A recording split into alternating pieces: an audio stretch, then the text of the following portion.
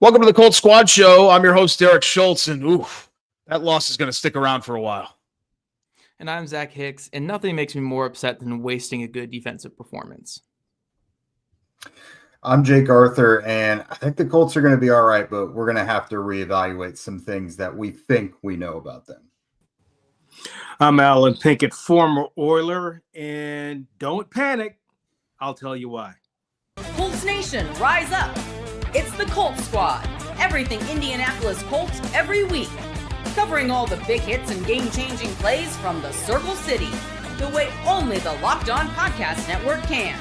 It's time to squad up. The Colts Squad Show starts now.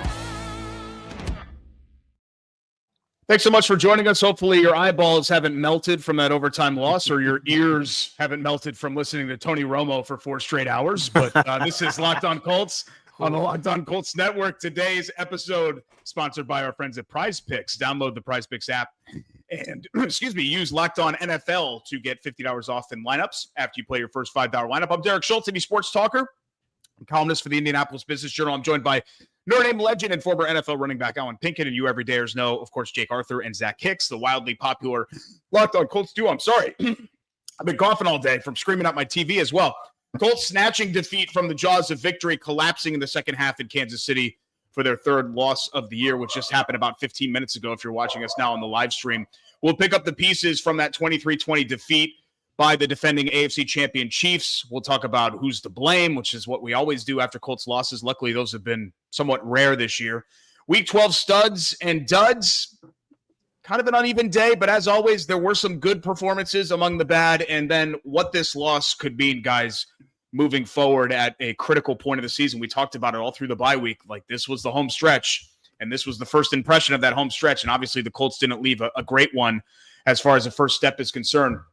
But let's start here. It's been a while since I've been angry like this after a Colts loss. Like, the Rams loss was kind of like, they made some mistakes. I'm a little bit frustrated by A.D. Mitchell and all of that. I wasn't, like, enraged. Steelers game, I think they just caught him on a bad afternoon. 17 weeks in the NFL, that stuff happens. I just thought Shane Steichen and this offense could have just, if they could have just done the bare minimum, Zach, they would have won this game in the second half. Just a couple of first downs, like scratch together a second field goal drive. Like, the bar wasn't high. They put themselves in an advantageous position thanks to the defense and keeping Kansas City out of the end zone, essentially, and holding them to threes. And they just couldn't come up with it. This offense that has been impressive all year long, continues to start to show some real weaknesses that opponents are exploiting now. Yeah, it's one thing if it's like, okay, on the road in Pittsburgh, we get it. Overseas game and against Atlanta, like, that's a tough one. Like, those overseas games are ugly and low scoring. But now we're at 3 straight games where this offense has shown some weaknesses, shown some issues. We've seen the quarterback play kind of plummet back down to earth the last 3 weeks. And a couple of times, too, where Shane Steichen has had some issues. I'm not going to sugarcoat it. Not running the football there in the fourth quarter is a mistake. Even if Taylor was averaging like 2 yards per carry on every run that wasn't that like 27-yard run, you still want to give your best player the ball. But it's just a game that leaves a bitter taste in your mouth. You can't lose games in the NFL when you're up by 11 in the fourth quarter. It's just inexcusable. I mean, the 2-score lead in the fourth quarter. I don't care who you're going against. And not to downplay the Chiefs. Chiefs are a very good football team. We talked about it all week. This was going to be a tough one on the road against one of the best quarterbacks in the history of the league. But you just can't blow games like this. And that's the most frustrating aspect. Like, if anyone told you coming into the week the Colts would lose by 3 in overtime to the Chiefs in Arrowhead, sure, okay, that means they put up a good fight against a good Chiefs team that was desperate and on the road. But to lose it the way they did, 4 straight 3-and-outs from the offense. Colts defense, I thought they held on as long as they could, but if you're giving up 100 plays to Pat Mahomes and Andy Reid, eventually it's going to break through. Like, the defense gave up 23 points in nearly 100 plays to Pat Mahomes. Like, they played very well today, and it's just frustrating that the Colts wasted one of the best defensive performances of the year that we've seen from the Colts. They did a lot of good on that side of the ball. I mean, gosh, the Chiefs were the number 2 offense in football this year in terms of EPA per play. They moved the ball so effectively. And you knew they were going to get their yards, and the Colts stood really tall in the red zone and did a great job getting off the field, forcing that fumble on Kareem Hunt. I thought was going to be the the game-changing play that put that game away, and unfortunately it wasn't. So, yeah, it's just frustrating. The defense did so many things right in this game. Really did what they could to win this one, and the Colts offense. I mean, if you just get another like first down or two in the fourth quarter, this is maybe a different game. They just couldn't get it done, and Shane Steichen put it in his quarterback's hands in that fourth quarter, and they just couldn't do it. Yeah, my lasting impression of this one is going to be that they carried a 20-9 lead into the fourth quarter and ran the ball once. Going into overtime, they had 4 consecutive 3-and-outs, and Shane's philosophy has always been pass to score, which they did. They got up to 20 points, which isn't a lot, but in this game that should have wound up being enough. Like you guys mentioned, if you add another field goal or two onto it, and then run to win, get the clock running out. And I understand the running game wasn't killing it in this one. Like Taylor was creating some of his own yards because they're like Kansas City was just clearly selling out to stop Taylor. But if you run it and it doesn't work, that at least keeps the clock moving. If you pass it and it's not working, that's giving Kansas City all the time in the world, Patrick Mahomes and Andy Reid, all the time in the world to come back and make a game out of it. And that's exactly what happened. With some of the stops the defense did pull together, Kansas City probably doesn't actually have enough time to tie it up if you sprinkle in some runs in there. And I just don't understand, because there's been a handful of outcomes like this over the last few years where I don't know if what's behind Shane's thinking on this, but when you force your quarterback to win it and you take the ball completely away from Jonathan Taylor, we've been here before. This is not the first time we've seen this horror movie. It rarely works out this way. Like Jones is fine in the role that he is supposed to have, but when you take him away from being a complementary piece and you put the ball just in his hands, when the last 2 games, you've seen that when defenses, rush the heck out of you, it's not working well. Steve Spagnuolo is one of the best assistant coaches in the league. He knew what to do. He understood the assignment. The Colts did not. And ultimately, that was their downfall in this one. My slight pushback here is the Chiefs' entire game plan. Their entire game plan on that side of the football was Jonathan Taylor's not beating us. And aside from a 27-yard run, they had the Colts' run game completely bottled up all game long. There was not a single positive that you could get on the ground. And the Colts did find some answers there in like that second and third quarter, using the play action game, getting guys running away from defenders in man coverage. But again, late in the game, they's got to have it situations where I don't care if you're the 50th best quarterback in football or the number 1 quarterback in football. These got to have it moments. You need your quarterback to step up. 3rd and 1 around midfield, all out blitz coming. You can't run the ball against that look. There's 7 guys in the box, like you want to run it right into that. So your quarterback needs to make that play for you. He needs to stand in there, deliver the ball, take that hit. It's going to be a hard hit. It's easy for me to say from home at my couch, on my couch for sure. But when you're in the NFL, you got to make those plays. And he threw it off his back foot and threw it in the ground. A couple other ones against the blitz, throwing it wide and just not getting it to guys. And that was the difference in this game. One quarterback, when he was pressured, and don't get me wrong, Mahomes was not pressured that often because a lot of their rushes was contained rushes to keep him in the pocket because his scramble is much scarier than his pass. But one quarterback, when he did get pressured, made some big-time plays. The other one didn't, and that was a big deciding factor in this game. Well, what I saw was a team with championship DNA play with desperation. I mean, there was nothing more important to them than going out and winning that game. And I think that, one of the things that they tried to do, because you alluded to the fact that the Chiefs had almost 100 plays. I mean, they rushed the ball 41 times. Mahomes threw it 46 times, was play keep away from the Colts. And the Colts, to me, were never really able to get into a rhythm late in the second half. Now, some of that may be of their own doing, not converting on third down.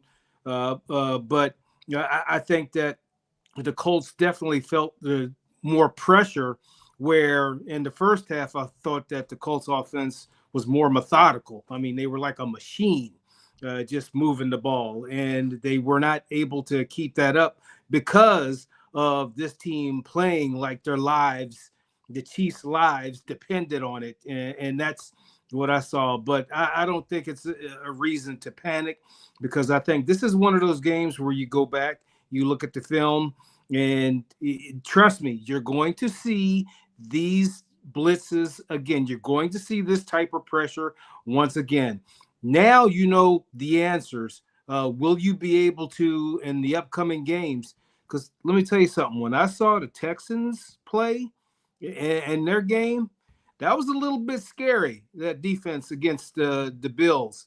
So you're going to see more and more pressure. Can the Colts deliver when that pressure comes in the future? Yeah, and I agree with you, Alan, that like if this were a one-time showing, I think you can live with it. Like, look, Spagnuolo is a Hall of Fame defensive coach. They have Chris Jones up there as a Hall of Fame defensive tackle. They have good pieces. But I think the concerning part is this is a 3-week trend now we've seen, and it continued after the bye as well, where this offense, when teams are kind of selling all out to stop the run and blitz the quarterback, we have not seen this offense respond well the last 3 times that we've seen them. So I think that's the bigger concern here. It's not really just like, again, if you told me coming into the week they lost by 3 in overtime to the Chiefs, fine. That's a tough game. Chiefs are a good team. They're much better than their 6-5 record. I think we can all agree there. But to lose the way they did, and also to have it be because of the issues that plagued them in past games or past losses, like the Steelers loss, I think that's the very concerning aspect with this Colts team. Maybe not as concerning as some of the comments are saying that they're going to lose out and all that stuff, but I do think it is a concerning aspect of this team where they haven't responded well to this, and I don't know if they're finding the answers internally as of right now. It's a big test going forward for them if they can find those answers.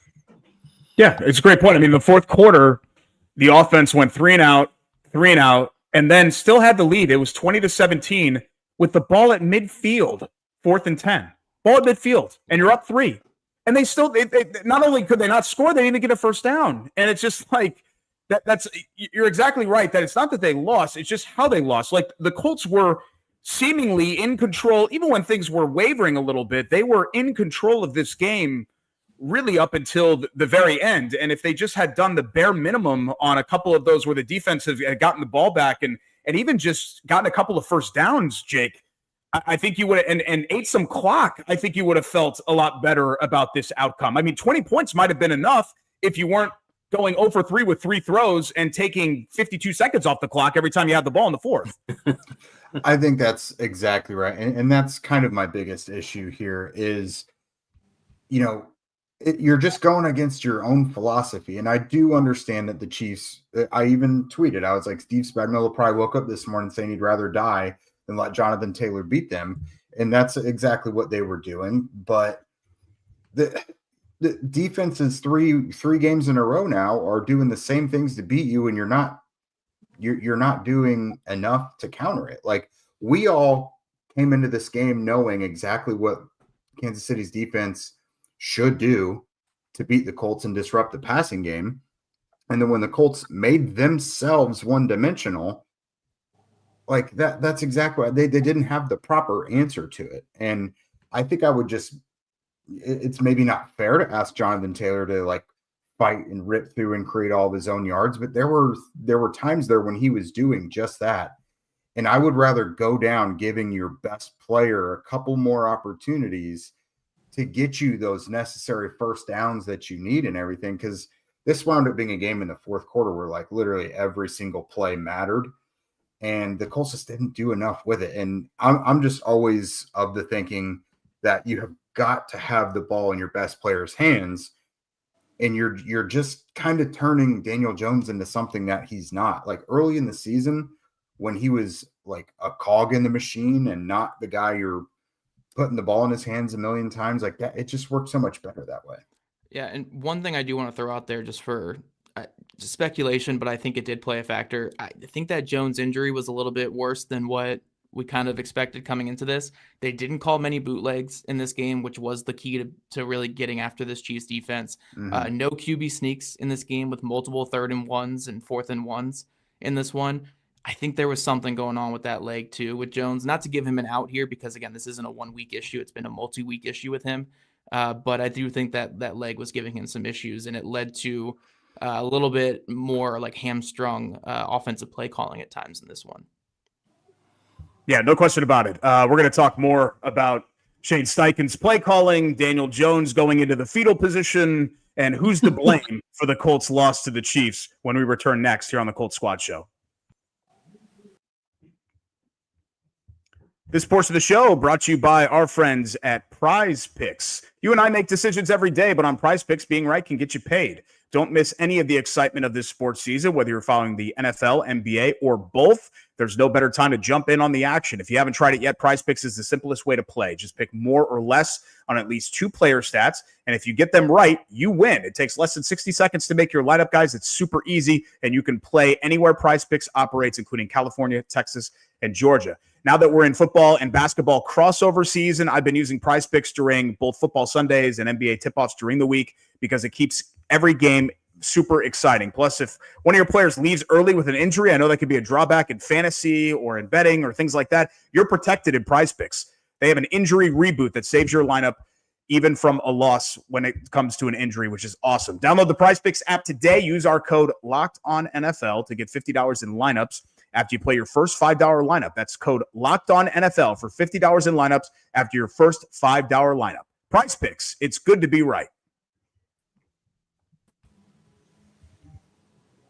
And we're back on the Locked On Colts Squad Show. We have a healthy and active comment room right now, which we really appreciate, alongside former NFLer and Notre Dame legend Alan Pinkett, who's representing the Irish today, who actually did win yesterday.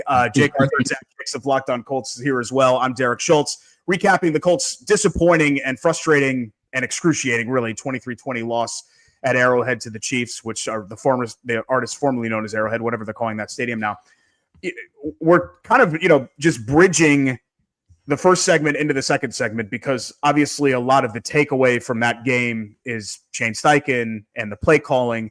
And I'm usually a Shane Steichen defender. I don't want to be that, why didn't they run the ball? We've talked about this before. Like, there are some Colts fans that every single turnover they think would just be avoided if the Colts would just run the ball. And it's tough to run when a team and a defensive coordinator like Steve Spagnuolo is committed to taking that away. But, as much as we talked about the fourth quarter, the other thing I just kind of scribbled down on Post-it notes during the games. Alan, I know that you kind of do this too, because we're not as smart as the other guys, right? But I scribbled down in that second quarter, there was a 3rd and 1 play, if you guys remember, right before halftime, and the Colts had the ball.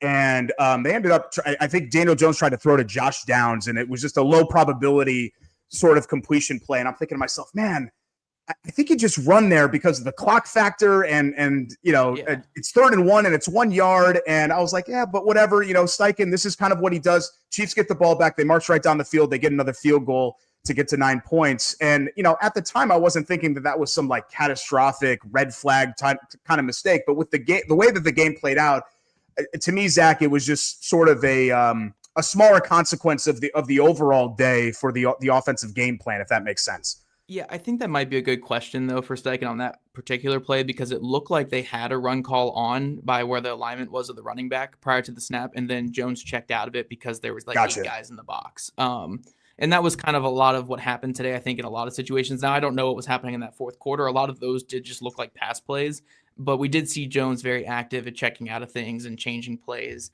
And I think it did lead to some of the issues on third downs at times in this game. But yeah, Shane Steichen had his warts for sure in this game. At the end of the day, you do have to run the ball there in the fourth quarter. At least, again, dare them to tackle Jonathan Taylor in the fourth quarter over and over again, even if they have 7 or 8 guys in the box. So I do think there are certainly some things to blame with Steichen here. The one thing I will defend him a little bit on, and this is a weird thing for me to defend on because I'm always so aggressive with everything on offensive play calling, but there were a couple situations where Tony Romo, and I'm seeing like some commenters and stuff say like the Colts were too conservative with some of their 4th down decision making and going for it situations. When your quarterback was that shaky late in the game and your defense was playing well for most of the day, I kind of get it, punting them and your punter's going to get them within the 5-yard line. I kind of get it. Now, don't get me wrong, I'm still psychotic enough where I probably would have gone for it in those situations, but Yeah, it was like a 4th and 2 at like midfield or 4th and 3 around midfield. And your quarterback's just not playing good football at that point. He just threw a ball in the dirt on the 3rd down play. And you know your punter's going to get it within the 5. I kind of get punting there, even though, again, in retrospect, the Chiefs end up winning the game. It looks like the wrong decision. But, like, yeah, if my quarterback was playing better, I think I would have gone for it there. But, like, we were outside of run territory there, too. It's 4th and 3. It's hard to run the ball in 4th and 3. So, yeah, I think you can blame Steichen for a lot of things in this one. I think some of the conservativeness, though, late, I don't really agree with, just because, I mean, there was just nothing moving on offense. And again, Spagnuolo was saying, we dare you, Daniel Jones, to beat us. And he just wasn't standing in there and delivering passes. Whether it was because of the injury, whether it's because of just shaky play, whatever it was, Jones was just not standing in there and delivering. And he was just going to keep bringing that pressure. So I don't know if giving the ball to the Chiefs at midfield instead of inside their own 10 was the answer there, because I don't think they were going to convert on those 4th downs. Yeah, Zach, I mentioned a couple times in this last week, there was, in that last game, the Atlanta game, there was the opportunity they had where they went for it on 4th and down in the low red zone where I thought they should have kicked the field goal. Shane actually did do that in this one and took a field goal. I think it was like a 23 or something, really short field goal for Badgley, which I agreed with that one there for sure. But yeah, I do think, like, I don't agree with how this game went for Steichen, but I think there's kind of a fever pitch coming at him right now, because I think overall he's been outstanding this season. There's times where it does not go well, and this was one of them. I'm not like discouraged for like the whole season when it comes to that. There's things I think they need to realize that have to change, because defenses are bringing the same thing week after week, and they're being successful with it. But yeah, overall, yeah, this is when you just got to flush. And Houston, it's a very obvious challenge coming at you next week, and you know what they can do. So like, I hope they have a different game plan going forward. I will say the next week game against Houston's at home, I believe, right? Yeah. It's at home. Yeah. The Colts have been a very, very different team offensively at home than on the road. So I wouldn't necessarily say that all of a sudden they're going to be terrible there, because look, we see the difference. I mean, look at like the Bills record on home and away, the Colts record home and away this year, the Chiefs record home and away. Like, teams are a lot different teams at home than they are on the road. So I wouldn't go too crazy like, oh my gosh, they're not going to score against Houston, because home games are very different in the NFL. With all the communication you need at the line of scrimmage, it's definitely easier at home than it is in an away game. The Chiefs fans did get very loud today. I do recall Daniel Jones trying to, speed up the count to get the ball snapped, and it didn't happen a lot of times. And that's solely on the fact that you're playing in the stadium formerly known as Arrowhead. But the one thing I'll say that I wish I could have seen was more screens and draws. Usually the best answer, the number one solution when you're getting a ton of pressure, is screens and draws. And when Warren caught his one screen pass, I thought he was just going to walk in the end zone, because he got people out in front of him. I would have liked to have seen a little more of that. I think that you guys have touched on something with the potential injury to Daniel Jones, because he definitely was not as mobile as he usually is. He did scramble one time, and there was one time when I guess you remember, he just jogged. He faked the handoff and he jogged over. He wasn't on a full sprint, and there was an opportunity to get more yards, but he just jogged and got his 1 yard and got the first down. So there may be something there where you're going to have to get him in the room and get some ice on him. Yeah, no, for sure. But I think when we're playing this blame game, and again, I'm not trying to be just going back to what I was this offseason, because for everything negative we say about Daniel Jones, I mean, he's a big reason why they have 8 wins this year. So you have to give him credit for a lot of the play early in the season. But look, at the end of the day, if your coach is trusting you to go out there and make these plays to win a game, as a quarterback, you got to make those plays. and he just didn't do it today. That was the biggest difference in this game. One quarterback consistently made plays and the other didn't. It's not fair to compare anyone to Pat Mahomes. Pat Mahomes is a different breed, very, very good quarterback.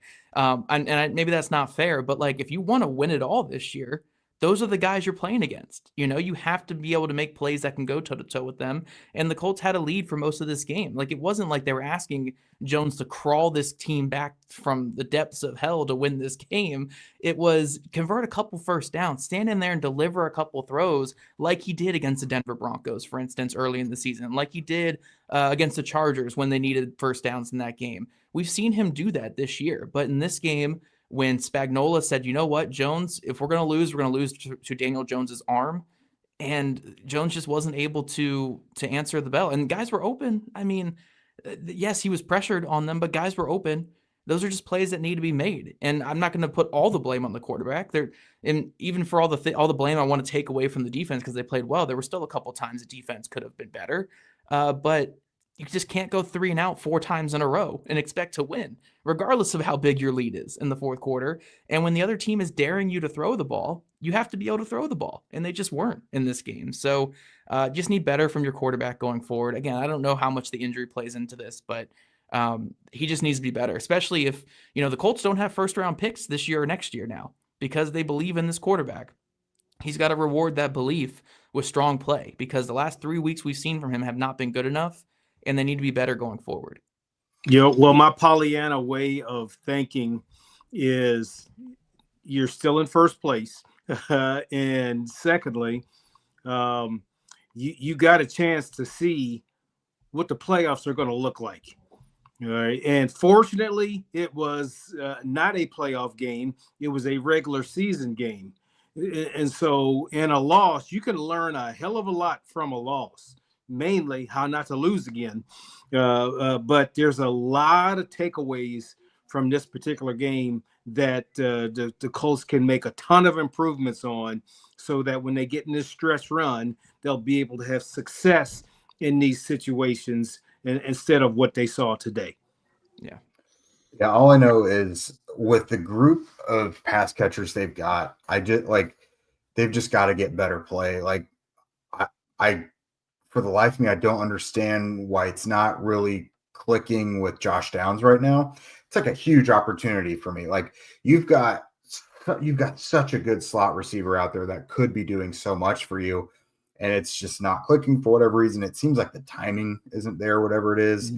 Especially there's been opportunities when Jones is under like extreme duress where Downs could be a nice outlet there, and it's just not happening. And then there was, a pass or two to Pittman that wasn't super well placed. Now again, he's got everything coming down at him at the time that he's getting rid of the ball, but their cast of characters is just too good to be leaving this much on the table. Yeah, no, for sure. But I do want to respond again just to defensive stuff because I think all 4 of us are in agreement that the Colts defense played well enough to win this game. Mm-hmm. But yeah, they gave up 500 yards in this game. They were on the field for as long as they did. At the end of the day, they were going against Pat Mahomes in Arrowhead, the number 2 offense in EPA per play, one of the most efficient offenses in football, the best short yardage offense in the league. And they gave up 23 points in a game and a half or whatever, the game plus quarter. And they took the ball away twice. One was in the red zone. They took the ball away. Look, sure, you want your defense to give up 0 points every single week. That's not realistic here. They held on as much as they could. In the fourth quarter, they couldn't even go to the sideline and get a Gatorade because their offense couldn't stay on the field. So how many times do you need to give the ball back to your offense? There were countless times. Again, the Chiefs get into the red zone. They take the ball away by forcing the fumble, right? Immediately back on the field right after that. Then they give up the points on that. And then the Colts offense, when they have a good chance to just put the game away after that touchdown drive by the Chiefs, what do? 3 and out. Oh, defense who just gave up a touchdown drive. You're back on the field again. Mm-hmm. They forced a 3 and out. They got off the field again. Offense gets another chance around midfield, and they're unable to get a first down. So, yes, the defense could have been better. I'm not saying this is an A+ 100% perfect performance from them, but they did. They played winning football today. This was winning football from the defense. They got the takeaways. They got off the field on 3rd down. They forced field goals. They forced a ton of field goals in this game. All the Colts had to do was get some first downs in the fourth quarter, and you win this game. Colts defense played winning football. Colts offense was a mess late in this game. So we're playing the blame game. It's like 90-10. Like, I'll give 10% on the defense for a couple of late conversions and stuff, but it's 90% on the offense. Like, come on. Even the first touchdown for the Colts offense was the defense. They got down to the 2-yard line on the pick. Like, the Colts defense was playing winning football today. Colts offense blew it. Absolutely blew it. Yeah, and I mean, I'm not making excuses like with no DeForest Buckner or anything. But you look at it, the Chiefs clearly wanted to switch up the game plan. They ran it with Kareem Hunt 30 times, only averaging 3.5 yards per carry. Like, they just stuck to something they really, really wanted to do, and they picked up their 3rd and shorts with the run game. You know, it just allowed them to continue these methodical drives.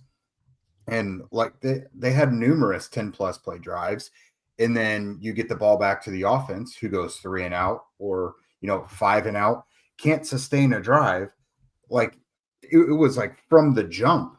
Like the Colts offense was putting points on the board early, but Kansas City, for their own effort, was intentionally putting together million play drives. Like the Colts offense just had to continue making the most of their limited opportunities, and they stopped doing it. Like, early in the game, it was going well. And like, I even wanted to point out, and I never tweeted it because I was like, this is going to come back to bite me at some point. But I was like, Sauce and Mooney are shutting these guys down. Kansas City nothing was happening on the boundaries for Kansas City whatsoever. But then once the dam started to break a little bit and the offense couldn't do a single thing, and the defense was on the field for like the entire game, and Kansas City started pushing a little bit, that's when everything structurally that was set up well for them just kind of started to fall apart. What's the thing that Allen says all the time? Complementary football. The defense played complementary football. It wasn't perfect football, but complementary football. You know the best way to keep that defensive time of possession against down? If your offense actually holds the ball. If your offense actually gets first downs, then your defense isn't out there the entire fourth quarter. So, yeah, I mean, come on. This is complementary football. The Colts offense did not do their part, and that's why the Colts lost. Yeah, and I'll say one more thing. If you've got one back running 30 times, you are taking the heart and soul out of that defense. I mean, if you continue to run, you are going to eventually wear a defense down. I know Kareem Hunt ran it a bunch, but then when I looked at the stat sheet, 30 times, they was able to break 100, but also in the NFL, you run it 30 times, you're going to be sore the next day. You might be sore the next week. But, it's the best way to break the heart of the defense is keep running it. And that's what the Colts have been doing most of the year, except for today. Yeah, and you can understand, guys, why the Chiefs would do that. I mean, their running back has 15 touchdowns this year. He's an MVP candidate. Oh, wait, hold on. I'm getting the running backs mixed up. That was the other guy. We come back here on the Colts Squad Show. Plenty good to talk about amidst all the bad. Standout plays on defense, and a Colt that barely plays did a fantastic job despite us having to see him a lot more than we would have liked to see him play out there. We'll play studs and duds when we come back here on the Locked On Colts Squad Show.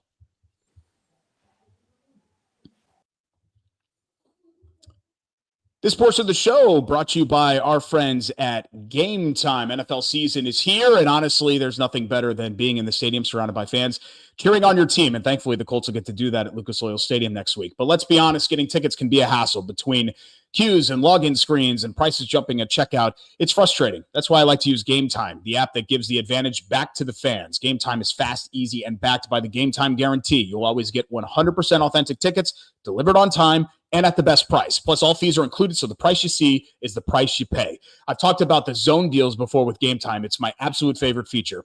All you have to do is pick the section that you want to sit in and the game that you want to go to. Gametime picks your seats, and you save big. It takes all the legwork out of ticket buying. Download the Gametime app, create an account, and use code LOCKEDONNFL for $20 off your first purchase. Terms apply. Again, that's promo code LOCKEDONNFL for $20 off. Swipe, tap, ticket, go. Download the Gametime app today. And we're back on the Locked On Colts Squad Show. I promise no more cheesy jokes. Colts fall to the Chiefs 23-20 in overtime as we're about halfway through our post-game show. Thanks so much for joining us. Alongside Alan Pinkett and the Locked On Colts duo of Jake Arthur and Zach Hicks, I'm Derek Schultz. Guys, let's talk studs and duds as we always do. And let's start with some positive here because we've spent basically the first 35 minutes of the show being negative and rightfully so, right? The Colts really snatched defeat from the jaws of victory here in Kansas City. But a couple of really big defensive plays I had on my studs. What a deflection and pick by Laiatu Latu. He made that look a lot easier than it probably was, and it really kind of set the tone, I think, early for the Colts defense. And that's, Alan, you know this, that's what you always want to do on the road, right? You want to come out and make a play like that, and it looked to be, at the time, a game-changing play. Another play that I thought was a game-changing play was the Zaire Franklin strip, which, of course, ended up not being a game that didn't stand up that way. But the guy that I mentioned that we saw a lot more than we wanted to see, but I think he really did his job. I thought Rigoberto Sanchez was fantastic as well, boomed some punts, put the Colts in an advantageous position after the offense kind of sputtered. And shout out to the backup tight ends. Alec Ogletree with his first tut of the year. Molly Cox made a catch as well. Noah Gray dropped one, and I kind of jokingly did a, Colts backup tight ends. Here we go. But not a bad day for the backup tight ends either. So I do think there were some, but Zach, those are all kind of like, I don't want to say little things because I think the Latu play and the Franklin play were big plays, but I don't know if there were a lot of like, oh man, he had an unbelievable game type performances like we've seen through the first 10 or 11 games this season for the Colts. Yeah, it's sad that we have to throw the punter in there. That says what kind of day it was for the Colts offense. I'd rather never see him. Just to kind of piggyback on top of the punter, though, Ashton Doolin and everything he had to do today was just incredible. Gosh, I thought you could see the all-pro gunner out there with Doolin a couple times today. And then the big-time reception as well to get points on the board for the Colts just a couple plays later. Doolin was fantastic if we're talking studs. Again, maybe this is the chagrin of some people here, but I thought Lou Anarumo called a really good game in this one. He's limited, right? Because your pass rush just doesn't have your top dog, and your other guys just aren't big-time winners. Laiatu Latu's not beating Josh Simmons on the outside, which is a concern for sure. So you're not going to get these four-man pressure things. So I thought he did a good job of mixing in a lot of these drop eight coverages, a lot of these man coverage concepts that got the team off the field in key situations. The red zone defense was really good. So I thought he had a really good game plan for it. It's just, again, when you have to face 40 plays in the fourth quarter, eventually your game plan's going to crack. But up until, again, they had 9 points allowed against one of the best offenses in football going into the fourth quarter. I thought that was a recipe for success. I thought they were doing some great things there. It just fell apart late. But yeah, there's not that many studs just because it feels like such a horrible loss for the team. Drew Ogletree, though, it's a good shout, though, for that catch he made. For your first catch of the season and your first career touchdown catch to be over Trent McDuffie, one of the best corners in the league, congratulations on that first one. I can't believe that worked. So yeah, that was a nice play, but I'm kind of all out of studs after that. Jake, do you have any more? You're a little bit more optimistic than me typically. We got to get Jermaine Pratt in there. 20 tackles, man. Like, I can only think of a couple other 20 tackle games in Colts lore over the last million years. It seems, Shaq Leonard, I think, had one. Oddly enough, I think Grant Stewart might have had one. Yeah, Grant Stewart had one. But 20 tackles, 15 solo tackles. I thought he lived in the backfield and at the line of scrimmage. I thought he was very, very influential in what the Colts were able to do in the front seven. 2 tackles for loss. Pratt was just all over the place. And it's really been a positive thing since he became the other starting linebacker. It's not been perfect by any means for either of him or Zaire Franklin. But what was going on at linebacker next to Franklin was not going to be sustainable throughout the year. And Pratt finally kind of stopped that whole rigmarole and made it a more consistent thing. So I thought Jermaine Pratt was outstanding. Zaire Franklin, I thought, made a lot of big plays in this one as well. Again, it's never going to be perfect with Franklin, but I thought he did some really, really good things. Again, even if he misses someone in the backfield, I think Franklin influences where the ball is going quite a bit when it comes to the backfield. Let's see here. I thought Sauce thought Stoss looked pretty decent. There was a few things that came his way. Not tackling, though. I will say, not tackling. He's got to. Well, we got to clean up the tackling. That's never why you Whew. have him, though. I know. We got to clean up the tackling, though. That was sort of the reincarnation of Deion Sanders. basically very different, but yeah. Defensive line wise, Latu and Stewart made a lot of plays. Latu, of course, I know is not a great run defender, but he gets a sack, he gets a third interception. Like, guys, I know he's not getting the amount of sacks you want, even though he got one today. But for a defensive end to have 3 picks is pretty remarkable. Like, and they're not just necessarily all falling into his lap. Like, he's making plays to get to him. I don't know. There's not a lot going here. Rigoberto, yes. Like, Rigoberto punted the hell out of the ball. Zach, are punters, do they rank higher than kickers to you? Oh, yeah. Punters are real. Kickers suck. That's what it is for me. Gotcha. Kickers don't have kickers, but punters, I mean, you have to do something on like 4th and 20 from your own 20-yard line, so we need punters. Kickers we don't need in this league. Okay, that's fair.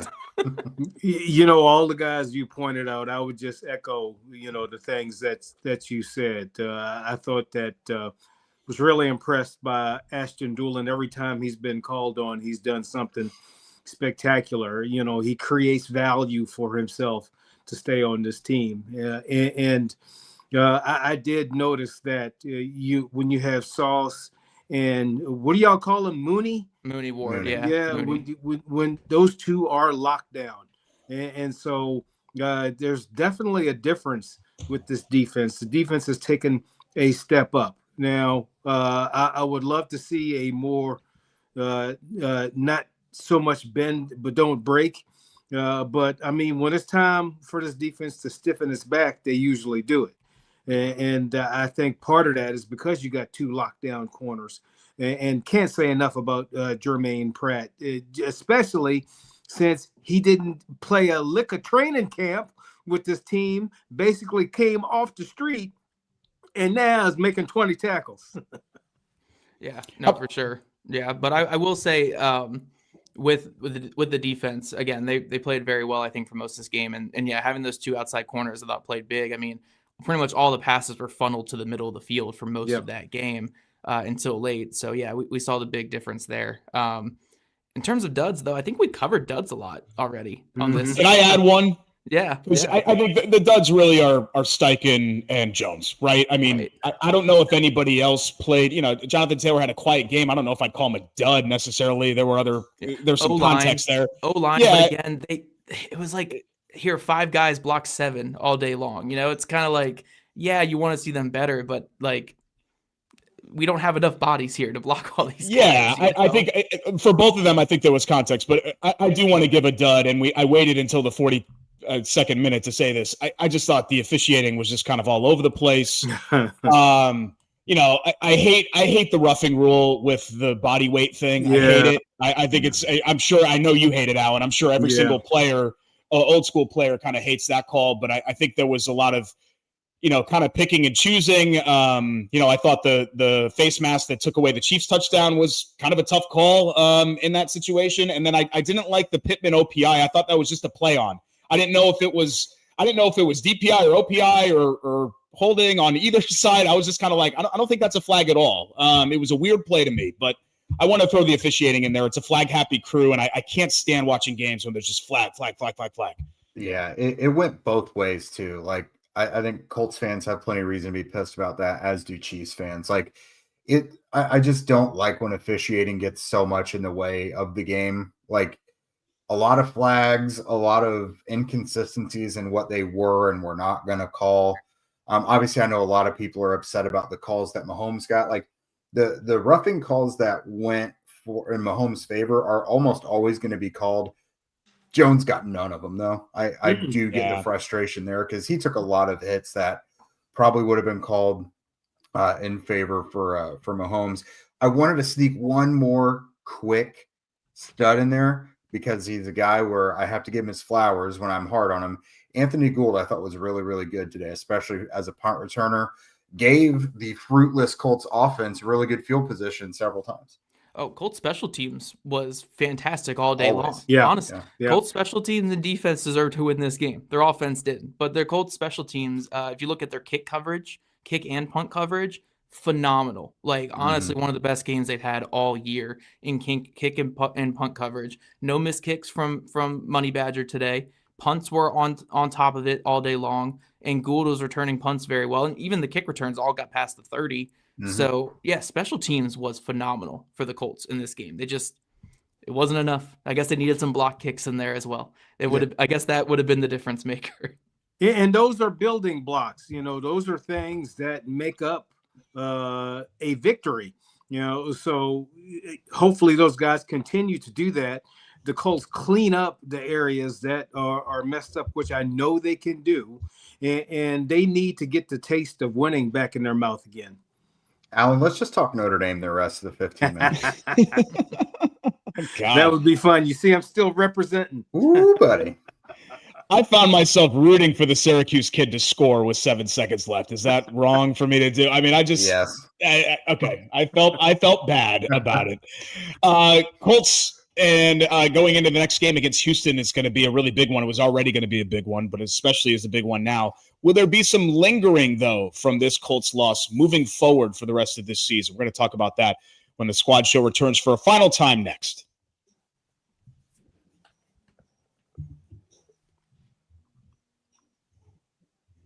Back to tie a bow on this post-game edition, Locked On Colts Squad Show. Thanks so much for joining us alongside Alan Pinkett, former Oiler and Notre Dame running back, Jake Arthur and Zach Hicks, who did not play sports at a high level, but they do podcast at a high level for Locked On Colts. I'm Derek Schultz. I'm not really a high-level athlete or podcaster, but I'm here. Hi. Colts have a big game coming up. Finally, they return home. It just feels like they haven't been home in a month, and it's because they haven't been home in a month with the bye week and the international trip and all of that. But you always worry about, Alan, I wanted to start with you here because you were in those locker rooms for all those years, the hangover effect of a loss. Players always say, you're on to the next one, And I think largely that's pretty true.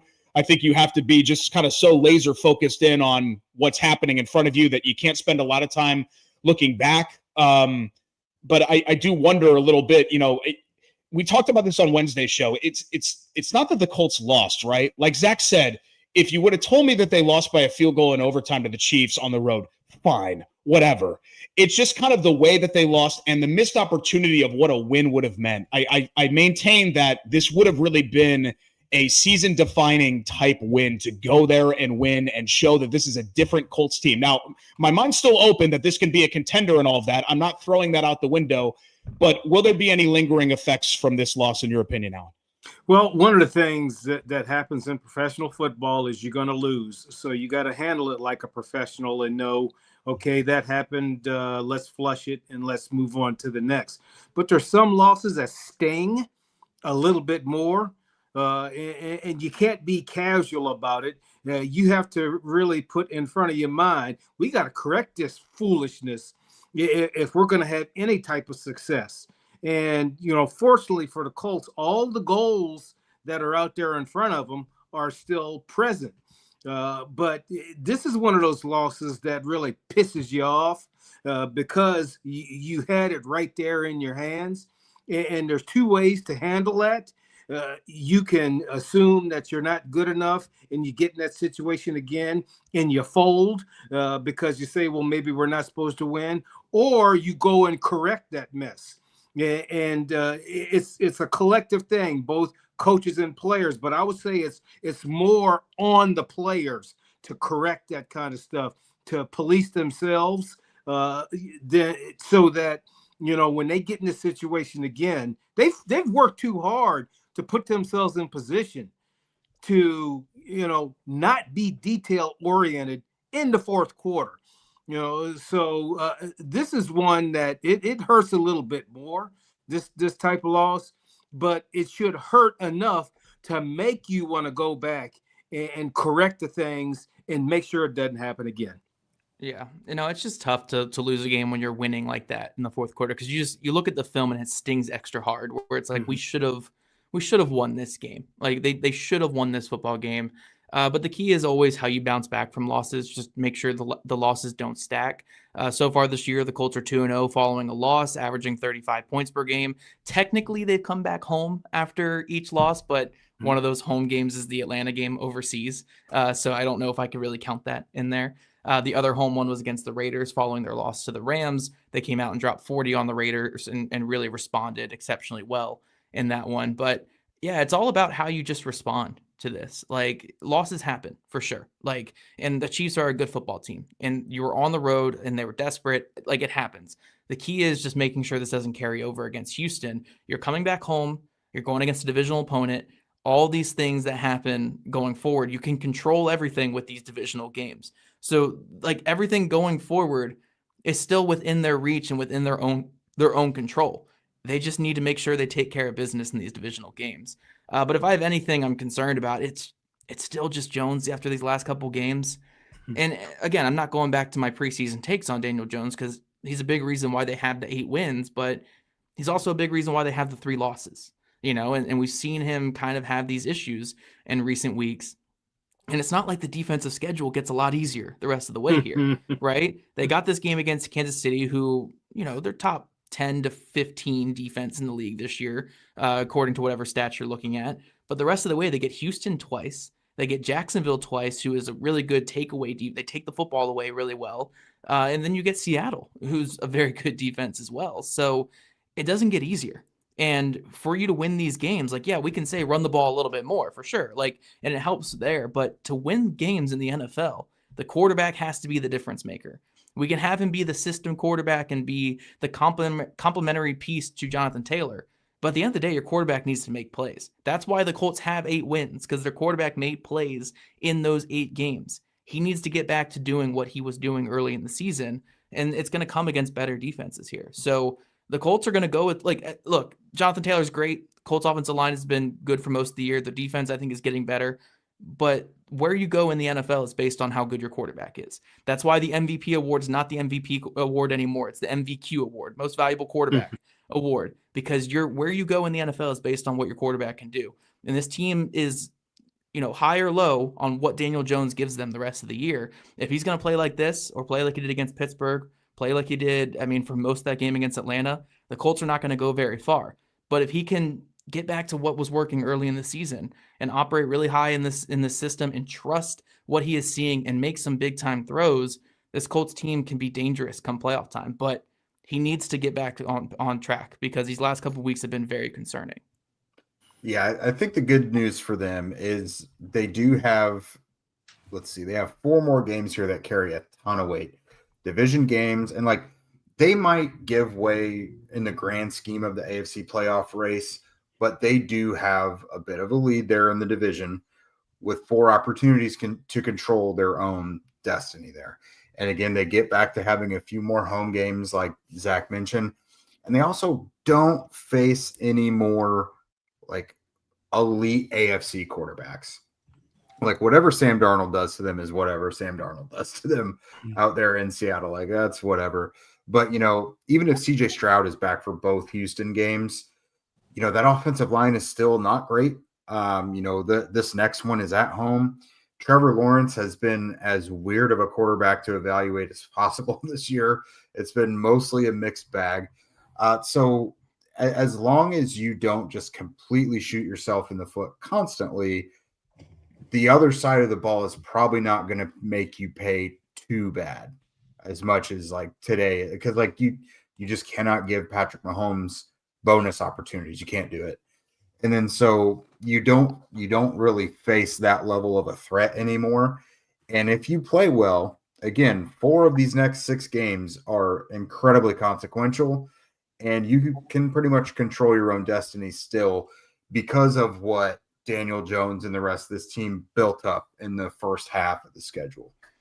And I'll just throw this in because I'll agree with you, Zach. At quarterback, you either have that guy or you don't have that guy. And every year we get in the playoffs, it's that guy that's in the playoffs. And so when you look at the remaining schedule, how many of those teams have that guy? So there shouldn't be an excuse, so you can run the table. Now you got they're competent pros, make plays. The Texans are using their backup. And he was the one who beat the Bills, but in the long run, is he really the guy that's going to, lead the Texans to an undefeated 6 or 7 games remaining? So it's a hell of an opportunity for the Colts right now. And the Colts think they have that guy, but this game is definitely going to be a lesson. And I hope that they study the film and trust me, they will be doing blitz pickup. I don't know if you get the chance, Jake, to go watch practice, but I bet you they will spend at least an hour or 45 minutes on blitz pickup. Would love it if they did. Yeah, and this next game against the Houston Texans, again, a home game for the Colts, biggest game of the season by far and away. Divisional game, Texans are heating up. They're right on your heels now, and you get them at home. Again, the Colts are 6-0 at home this year, averaging nearly 35 points per game in these games. They need to show out at home. This is where they've shown out all season long. They need to do that this upcoming week, and they get the benefit, and this is where I'm going to be a little risky with this one. They're likely going against the Texans quarterback that's 3-5 in his starts this year. I mean, they're going against the lesser of the two quarterbacks. Like, it's great. I'm just kidding, but they are going against the quarterback that's 3-5 in his starts in that one there. But yeah, huge game coming up for the Colts. Need Steichen to get back on track and get back to just what was working early in the season. Need Jones to get back on track and deliver against the pressure. And again, a lot of me being hard on Jones is like, we saw it against Denver, man. Like against Denver, he was under duress all game long, was getting hit as he was throwing the ball, and he stood in there and made some high-level throws. It's almost like that Pittsburgh game, just having the ball knocked out of his hand a couple times, spooked him. It spooked him, and it made it so he doesn't trust just hanging in there and delivering against the rush. And you have to do that as an NFL quarterback. You just have to. I'm sorry. Like I'm the worst person to say it. Let your coaches be the ones who say this because they're at least in the trenches with you. I'm just a guy with a microphone here who's not getting hit by Chris Jones on these plays. So I get it. But you just have to make those plays if you want to win games in the NFL. Again, on Mahomes' big 30-something yard completion in this game, he got hit by Nick Cross. His feet were in the air as he was throwing the ball. It's just those are the plays you got to make to win games. And they haven't got that from Jones recently, but I know he's capable of it. He did it early in the season. That's why you're being hard on him here, because he did it early in the year, and that's what you need to win these games. So he just needs to get back to, I'm not even saying trust the pocket, just trust your read and step into these throws. If you get hit, you get hit.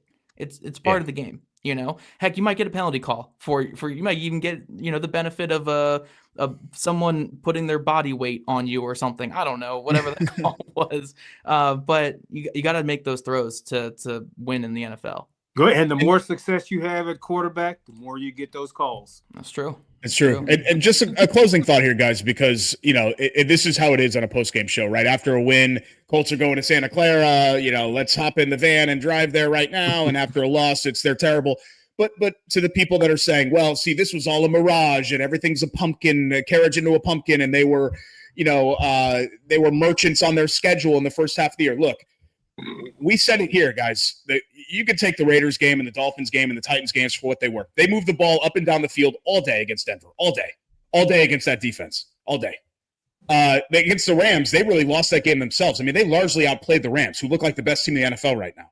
So I think right now, obviously the last couple of weeks, it's concerning, right? And this is what happens sometimes. There are ebbs and flows of the season. And I'm not trying to be Ollie optimist here. I think there are some things to be legitimately not only concerned about, but upset about when it comes to the Colts. But I don't want to just kind of throw everything out because they've largely struggled for the last 3 games. If they win their 3 home games, they're almost certainly going to win the division. And then you get on the dance floor. And as you guys know, the playoffs can be super random. And you just, as long as you're on the dance floor, you got a chance to dance, right? Yeah, except for me in high school, as long as you're on the dance floor, you have a chance to dance. So that's all the Colts have to really do here in the closing weeks is put themselves in the position to win the division, get that home game, which they haven't had in almost 12 years, and figure everything out from there. Win your divisional games. They got to just take care of it. Like we can excuse this loss to a degree, right? Like, again, you don't want to lose a game when you're up by 2 scores in the fourth quarter, but you can excuse this loss to a degree. These 4 divisional games, though, I mean, you drop them and then we'll be going scorched earth for sure after those games because No doubt. these are the ones you control, right? Yeah. These are the ones you are up in this division. Go win your division. Go get a home playoff game. They control their own destiny here. Take care of business in your divisional games. So yeah, we can maybe to a degree laugh off a Kansas City loss, like whatever, like to a degree, I'm guessing. But these Jacksonville games, these Houston games, you got to win them. They're must-win games. These are playoff games coming up. All right, these are must-win games if you want to go where you want to go this year. So take care of business in the division, and we can forgive this collapse in the fourth quarter. Yeah, no, the reason these post-game shows get so fiery in instances like this are because we know they are capable of playing better and countering the things we've seen do them in recent games. You know what I mean? Like you mentioned, Jones was under duress a lot against Denver and LA, and we've seen them counter that just fine and be productive still. But like you said, Zach, there may be some things creeping in, some doubts, some jitters, and I don't know. It's just stuff they've got to get figured out because we've seen they can do it. So when they don't, and that's the reason they lose, it's just incredibly frustrating. And as a former player, I tell you, the players can appreciate how mad the fans get. But I tell you, no one's more pissed off than they are. Oh, yeah. And fortunately, they're the only ones that can do something about it. Yeah, no question about it. And we'll see. Next step, it's a big one against Houston. Thanks so much for joining us here on the Colts Squad Show. We're your place for live post-game recaps following each and every Colts game this season. But we have a Wednesday midweek show as well, starting at 9 o'clock. We'd love to see you then.